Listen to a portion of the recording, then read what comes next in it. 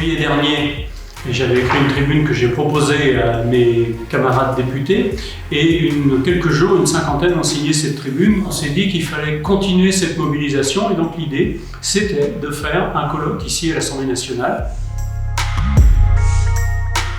On n'écoute pas les cliniciens. Moi, je fais 40 ans de médecine, 40 ans de pédiatrie, 40 ans d'homéopathie. Si moi je dis que c'est efficace, c'est que j'ai les moyens de le faire puisque j'ai essayé, je prescris. Donc je suis totalement outré, indigné de ces conclusions de la HAS qu'a suivi Madame la ministre de la Santé. Il y avait un avis d'expert qui était donné par la HAS. Le pouvoir politique avait tout à fait le temps d'élaborer une concertation avec d'autres partenaires. Il ne l'a pas pris. Je pense que c'est à la limite de la faute politique, cette rapidité.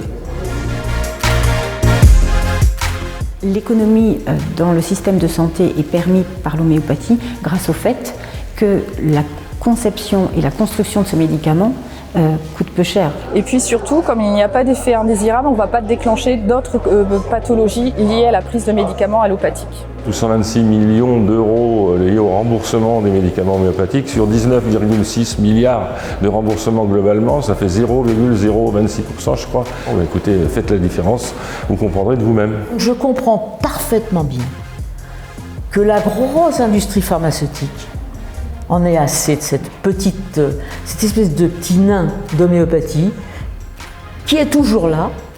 À chaque fois on revient pour le descendre et à chaque fois les fusils sont enrayés par quelque chose.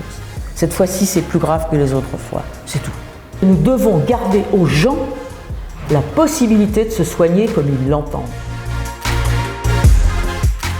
On voit très bien que dans des pays qui sont pourtant très proches de nous, le panel, j'allais dire, médical est très très large, ce qu'on n'a pas aujourd'hui en France. Notre corps nous appartient et les obligations qu'il y aurait de suivre telle ou telle thérapeutique sont des atteintes à la liberté. C'est quelque chose d'assez grave, ce sujet. Les prochaines étapes, il va falloir qu'on les détermine ensemble, c'est-à-dire avec, d'une part, les personnes qui sont dans ce colloque, et d'autre part, avec les députés, pour qu'on voit comment on peut effectivement expliquer au ministère de la Santé et au gouvernement globalement qu'il faut absolument continuer à rembourser les médicaments homéopathiques.